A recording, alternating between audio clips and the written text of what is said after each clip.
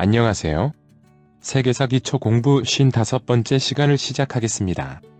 지난 54번째 영상에서 알아본 침투 왕조에 이어서 이번 영상은 동쪽으로 중국 동북 방면에서부터 서쪽으로 중앙아시아, 북쪽으로 러시아에 이르는 엄청난 영역을 차지하고 200년 동안 중원의 주인공이 되었던 최초의 정복 왕조 거란에 대해서 알아보겠습니다.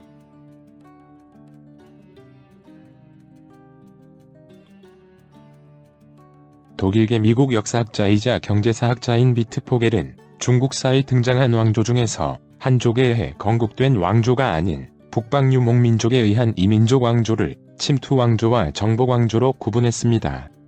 지난 영상에서 알아본 흉노, 선비, 유연, 돌궐, 티벳, 위구르 등의 북방 유목민족을 침투 왕조라 했고 상대적인 개념으로 거란, 여진 등의 왕조를 정복 왕조라 했습니다. 그러면 정복 왕조에 해당하는 국가는 구체적으로 어느 나라일까요? 정복 왕조에는 5개 국가가 해당하는데 거란족에 의해 세워진 요 나라가 첫 번째 정복 왕조이고 탕구트족의 서하, 여진족의 금, 몽골족에 의한 원, 그리고 중국의 마지막 왕조로 만주족에 의한 청나라가 정복 왕조라고 볼 수 있습니다. 그리고 최초의 정복 왕조인 거란이 세력을 크게 떨치고 있을 당시 중국에는 어느 왕조가 있었을까요? 중국사에서 북방 유목민족의 세력 확장 여부는 유목민족의 자체적 역량도 있겠지만 그 상대편에 해당하는 한족 세력이 강하냐 약하냐와도 큰 관련이 있으므로 거란이 강대한 세력을 이루고 그 뒤를 이은 탕구트족의 서하, 여진의 금, 그리고 몽골까지 북방 민족이 연이어 정복 왕조로서 세력을 확장할 수 있었던 큰 배경으로 당시 중국의 통일왕조가 문치주의를 채택했던 송나라일 것을 예상할 수 있습니다.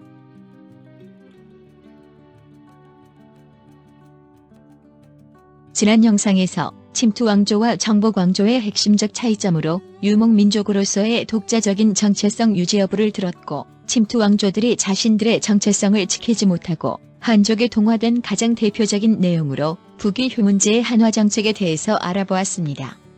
반면에 정복 왕조는 유목민족으로서의 독특한 정체성을 지켜내기 위한 제도적 장치를 시행했다고 했는데 그 대표적인 내용으로는 독자적인 문자 제정과 이중지배 체제를 들 수 있습니다. 먼저 여러 정복 왕조들은 독자적 문자를 제정하여 선진적인 한족 문화에 대한 동화를 막고자 했는데 이번 영상 내용인 거란 역시 거란 문자를 독자적으로 제정하여 사용하게 됩니다. 거란 문자에는 거란대자와 거란소자가 있는데 거란태조 야유라보기가 창제에 직접 착수하여 920년에 반포했다는 거란대자는 한자의 모양과 원리를 참고하여 만들어진 표의 문자이고 거란소자는 황제 야유라보기의 동생인 야율질자가 위구르 문자를 참고하여 만들어서 표음 문자적 요소를 지니고 있다고 합니다. 이 거란 문자는 요 나라뿐만 아니라 여진에 의한 금시대에도 일정 기간 사용되었고 여진 문자 창제에도 영향을 주었다고 하며 일부는 해독되고 있습니다. 독자적 문자 제정과 아울러 정복 왕조들은 유목민족과 한족에 대해 각각 다른 통치체제를 실시하게 되는데 정복 왕조의 이중 통치체제에는 거란의 남면관 북면관 제도뿐만 아니라 여진의 맹한모극제, 몽골의 민족차별정책, 그리고 청나라는 한족에 대한 통치 정책으로 강경책과 회유책을 병행해가게 됩니다. 먼저 거란이 이중통치체제를 실시한 배경은 화북을 공격한 요 태종이 카이펑을 점령하여 한족에 대한 통치를 시도하다가 한족의 반발로 결국 3개월 만에 철수하게 되면서 한족을 다스리기 위해서는 새 통치체제가 필요하다는 것을 실감하게 됩니다.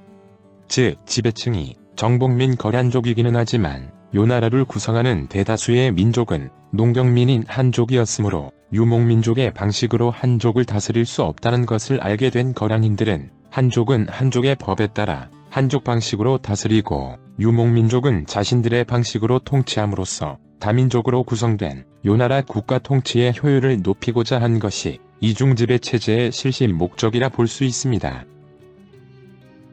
이번 영상의 주인공 거란족이 실시했던 이원적 통치체제는 남면관 북면관제입니다.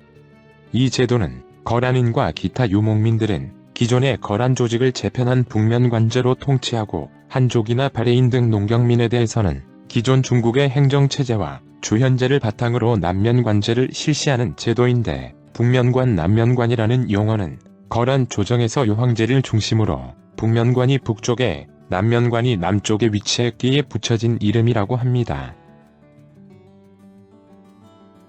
요 나라의 최고 행정기구로는 남북추밀원이 있는데, 남북추밀원이 모두 황제 아래 직속된 기관이지만 국가중대사는 군정과 민정 모두를 담당한 북추밀원이 장악하여 거란 군대뿐만 아니라 한인 군대도 북추밀원이 총괄하게 됩니다.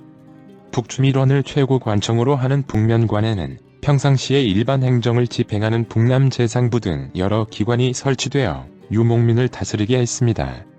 반면에 남면관제는 한족 등 농경민을 다스리는 시스템으로 요태종이 연운 16주를 석경당으로부터 얻어낸 후에 당제도를 모방하여 설치되었는데, 남추밀원을 최고 관청으로 하여 그 아래 남면관에는 당의 중앙행정체제인 중서성, 문화성, 상서성의 삼성육부를 기본으로 어사대 등이 설치되었으며, 거란인을 남면관에 임명하여 한족을 다스리게 했지만 점차 한족도 남면관에 등용되었고 한족 등용은 점점 늘어나게 됩니다. 그리고 중앙행정뿐만 아니라 법 적용 시에도 거란과 유목민에게는 거란의 법을 적용하고 한족과 바레인에게는 중국의 법을 적용했으며, 지방행정체제도 이중체제로 구분하여 거란과 기타 유목민족은 종전의 부족제로 다스리고 한족과 바레인들은 주현제로 다스리도록 하였습니다. 그러나 이러한 이중통치체제는 단순히 유목민족과 한족을 구분하여 다스린다는 것만이 아니라 정복한 국가의 문화 내용도 개방적인 태도로 수용하여 궁극적으로는 자신들의 정체성을 지키려는 노력으로 이어졌기 때문에 이전에 수많은 유목민족과 달리 거란이 중국을 200년간 통치한 최초의 정복왕조가 될 수 있었던 결정적인 요인이라고 볼 수 있을 것 같습니다. 그러면 거란의 건국에 대해서 알아보겠습니다.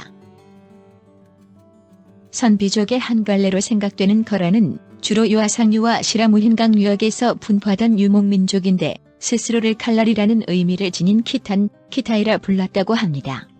947년 유태종 때 국호를 태요라 바꾸었지만 이후에도 거란이나 키타이와 혼용하여 사용했다고 하며, 우리가 일반적으로 서양에서 중국을 부를 때 중국 최초의 통일국가인 진나라에서 유래한 차이나를 먼저 떠올리지만 중국을 키타이나 캐세이라 부르기도 하는데, 키타이라는 말이 거란에서 유래한 것이므로 최초의 정복왕조 거란의 위력이 얼마나 대단했는지를 짐작할 수 있습니다.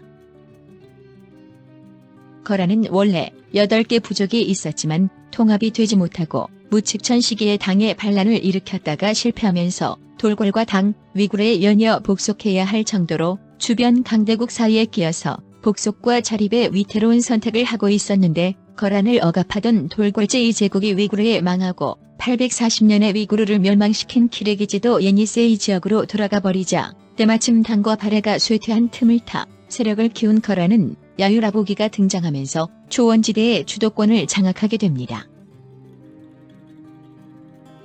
거란을 건국한 야율아보기는 거란 8개 부족장들을 불러 모아 일시에 암살하는 방법으로 거란 전부족을 통합하고 연맹장 카간이 되어 종전의 부족별로 돌아가면서 군장을 선출하는 부족연합 방식을 폐지하고 907년에 세습왕조를 세우게 됩니다. 이후 당이 쇠퇴하고 5대 10국으로 분열되는 상황을 이용하여 916년에 거란국을 세우고 중국식 황제를 칭하면서 상경 임항부를 수도로 삼게 됩니다. 참고로 거란의 수도로는 오경이 있는데 상경이 가장 중요한 수도이지만 수도를 돌아가면서 바꾸는 유목민 특유의 이동수도 의미에다가 북송견제를 위한 남경, 발해유민을 다스리기 위한 동경, 서역견제를 위한 서경 등 여러 요인에 따라 오경이 세워지게 됩니다. 이후 세력을 키운 야율아보기는 서역을 정벌하여 타타르와 서하 등을 복속시키고 926년에는 대조용에 의해 건국된 우리 민족의 발해까지 멸망시키면서 중국 북부와 몽골 고원 일대를 장악하게 되는데, 발해를 멸망시키고 귀국한 태조 야율아보기는 얼마 후 세상을 떠나게 됩니다. 참고로 야율아보기와 더불어 유명한 인물이 그의 아내 순흠황후입니다. 야율아보기가 사망하고 둘째 아들이 이대 태종으로 즉위하지만 야율아보기의 부인인 순흠황후 순률평이 섭정을 하게 됩니다.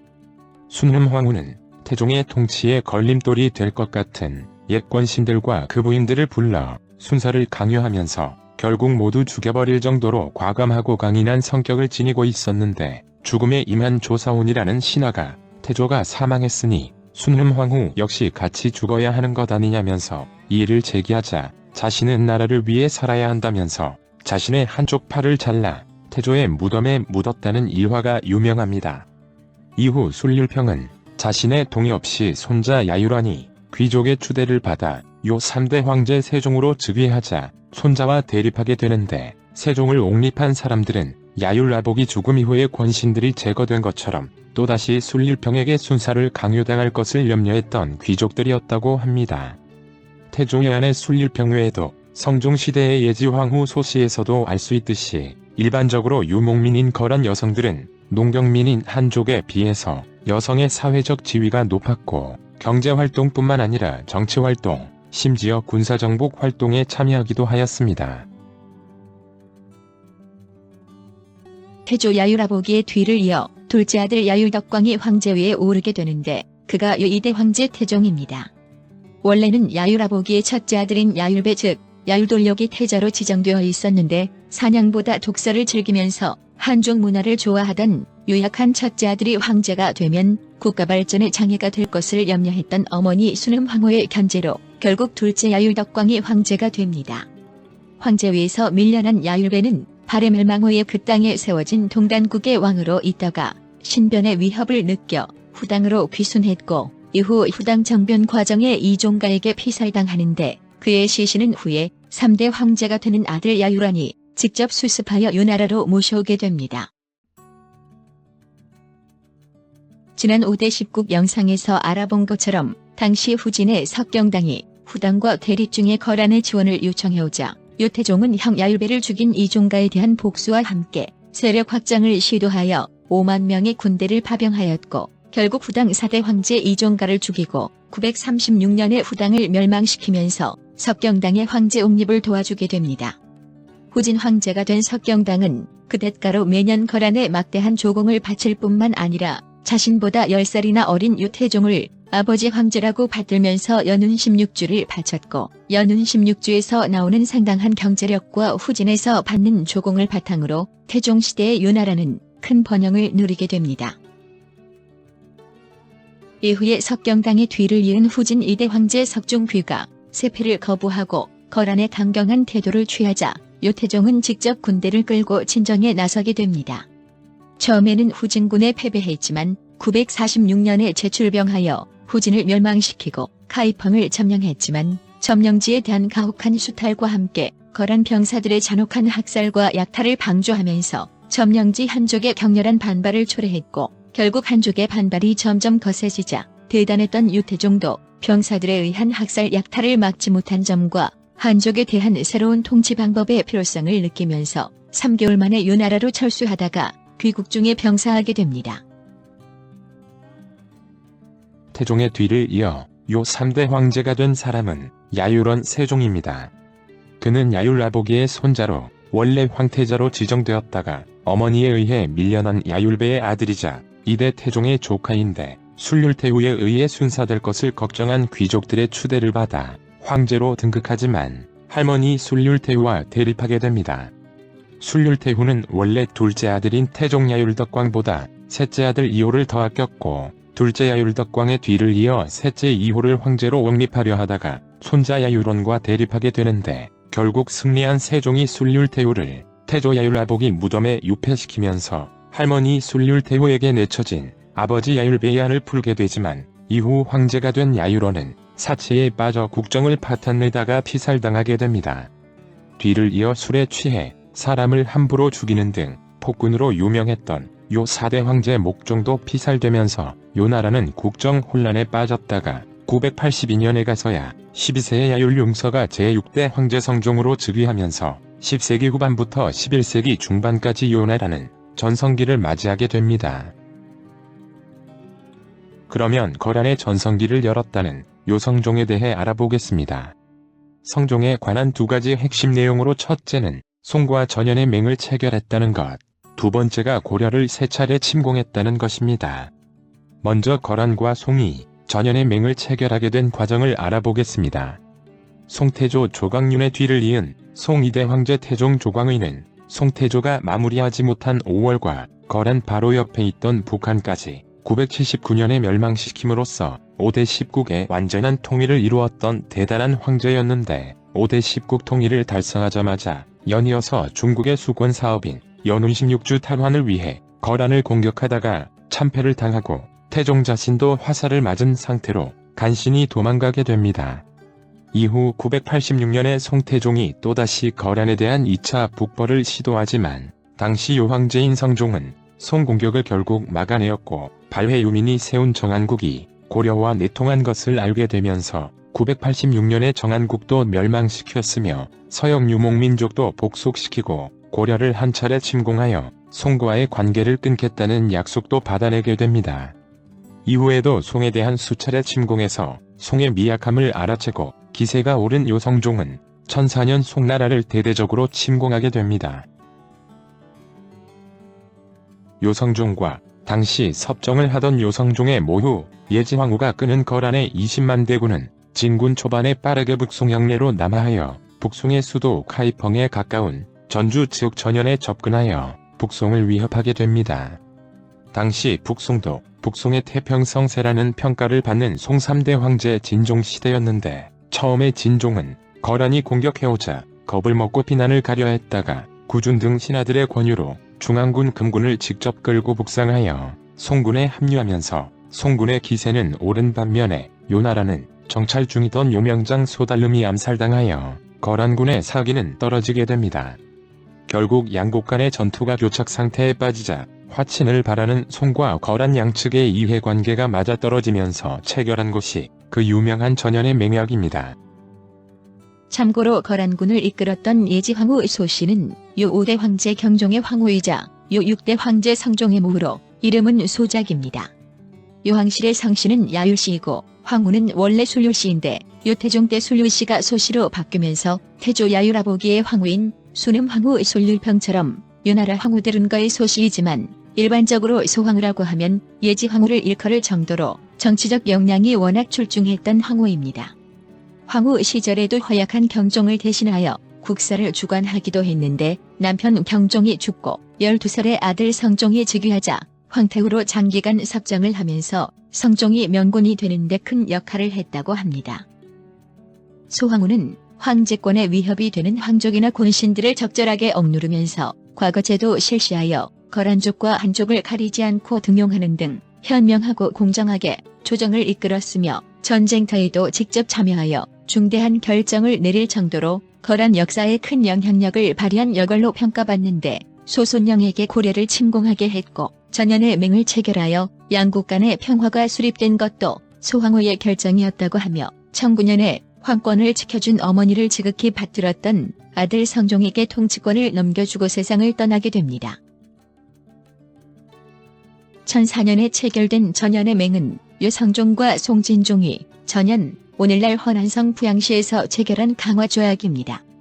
전연의 맹약 내용은 송나라가 요에게 매년 은 10만 냥과 비단 20만 피를 보낸다는 것과 송진종이 성종의 모친 즉 소황후를 숙모로 삼고 두 나라 황제가 형제관계를 체결한다는 것 등으로 중국의 통일 왕조인 송이 야만족이라고 무시해오던 요의 군사적 우위를 인정하고 연운 16주의 요 영유권을 인정하면서 세패를 바치는 대가로 평화를 얻게 된 굴욕적인 조약입니다. 결국 전연의 맹을 체결하면서 요나라는 더 남하하여 중국 전토를 노리는 시도를 멈추었고 이후 송과 금이 해상의 맹약을 체결하여 요를 공격하기 전까지 요와 송 사이에는 약 100여 년 정도 평화가 이어졌으며 송으로부터 받는 막대한 세패와 무역을 통해 거란은 큰 경제적 번영을 누리면서 영토도 크게 확장되는 전성기를 이루게 됩니다. 다음으로 요성종에 대한 두 번째 핵심 내용은 고려 침공입니다. 거란이 고려를 10세기 말부터 11세기 초반까지 25년 동안 3차에 걸쳐 침략하게 되는데 그때가 바로 요전성시대 황제인 성종 때입니다. 먼저 거란의 1차 침략은 993년의 일로 당시 고려왕의 이름도 역시 성종인데 고려 성종은 최승로의 시무 28조를 받아들여 유교 통치 이념을 바탕으로 중앙집권 체제를 강화했던 왕이었습니다. 소손영이 끌고 온 80만 요대군의 공격을 받은 고려 성종은 안주까지 나아가 전선을 지휘했다가 서희를 보내 외교 담판으로 거란을 물러가게 했는데 송과의 관계를 끊겠다는 약속 등을 하면서 압록강 동쪽 지역의 강동 6주를 획득하게 됩니다.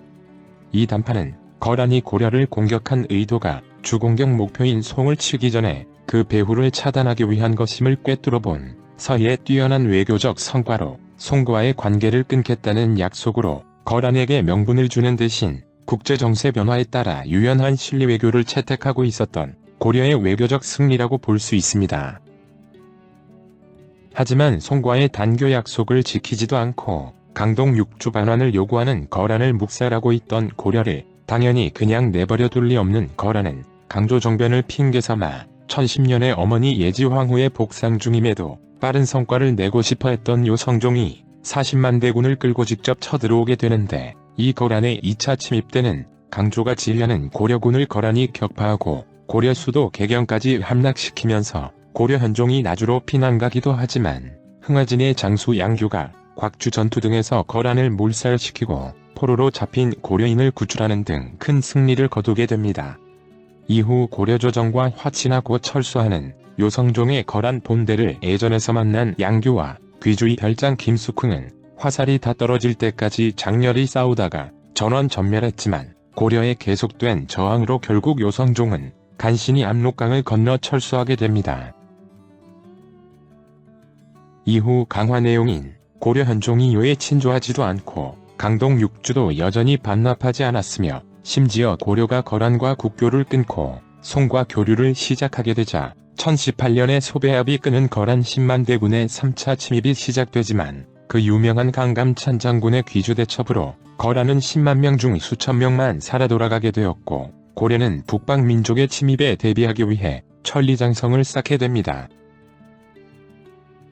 결국 서쪽으로 티베트 위구르 지역까지 영역을 확장시킬 정도의 요 전성기 황제인 성종이 엄청난 대군을 들여 시도한 세 차례 고려 공격이 실패하면서 거란은 더 이상 고려 침공을 시도하지 못했으므로 당시 우리 고려가 송의 문치주의를 배경으로 북방 유목민족 세력이 강해진 상황에서도 실리외교를 바탕으로 자주 국방에 성공하고 있었음을 잘 알 수 있으며 이후 동아시아는 중국의 송나라와 한반도의 고려, 북방의 요나라 사이에 세력 균형이 이루어지면서 일정 기간 세 나라가 공존하는 상황이 유지되게 됩니다.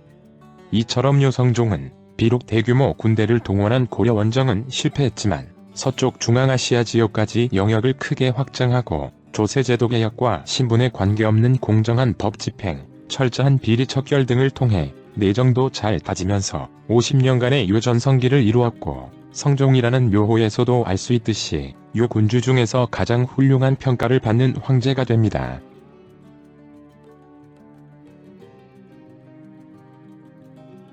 성종의 뒤를 이은 요 7대 황제 흥종 때부터 거란 조정은 황실의 사치와 내분으로 보수파와 혁신파가 번갈아 집권하는 등 정계 혼란에 빠졌고 소수민족의 반란도 일어나면서 쇠퇴해가다가 결국 1125년 요 9대 천주제 때 멸망하게 되는데 요를 공격한 두 나라는 오랜 기간 요의 압력을 받아왔던 북송과 북송이 거란 공격을 위해 이용하려 했던 여진입니다. 이전 정강의 변영상에서 알아보았던 것처럼 여진족을 통일한 완부의 아고타가 1115년에 금을 건국하고 거란을 압도해가자 송은 예제의 원칙에 따라 송과 금 두 나라의 거란 협공을 제안했고 결국 송과 금은 해상의 맹약을 맺게 됩니다. 맹약에 따라 금아고타가 요를 공격해 들어가서 요 수도인 상경임 황부를 점령해가자 서쪽의 운주 옴산으로 도망쳤던 천조제는 1125년 응주에서 금에 항복하면서 916년에 야유라보기에 의해 건국된 지 9대 200여 년 만에 요 나라는 멸망하게 됩니다. 이때 송나라가 이의제의 솔책으로 동맹국 금을 치기 위해 거란 황제 천조제에게 비밀 공작을 벌이다가 천조제가 금에 체포되어 그 상황을 모두 들키면서 결국 격분한 금의 공격을 받아 1127년에 북송도 멸망하게 되는데 이것이 한족의 대표적 지역으로 기록되는 정강의 변입니다.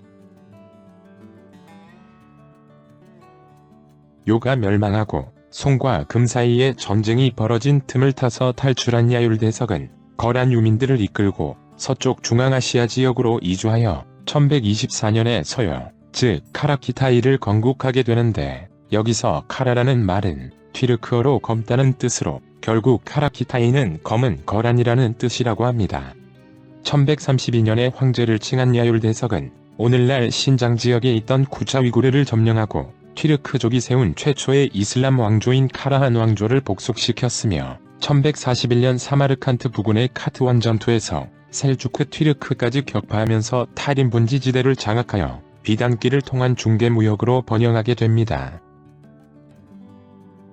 이후 서요 3대 황제 야율직 로고 때 튀르크계 나이만족 출신의 쿠슬룩이 몽골에 쫓겨 망명해왔는데 쿠슬룩은 황제 야율직 로고의 딸과 결혼했다가 자신을 받아준 장인을 내쫓고 서요 4대 황제가 됩니다.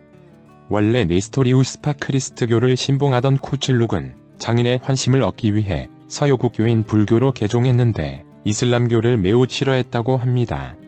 그런데 서요 사람 대다수는 이슬람을 신앙하고 있었으므로 이슬람교를 탄압하는 등 폭정을 일삼던 쿠슬룩의 불만을 가진 백성들은 칭기즈칸의 명령을 받은 몽골 체베가 서요를 공격해오자 몽골에게 성문을 열어주면서 1218년에 서요는 몽골에게 멸망당하고 일부 남은 거란 세력들은 흩어져 각지를 떠돌다가 몽골족에 동화되면서 대단했던 최초의 정복왕조 거란은 역사에서 사라지게 됩니다. 시청해주셔서 대단히 감사합니다.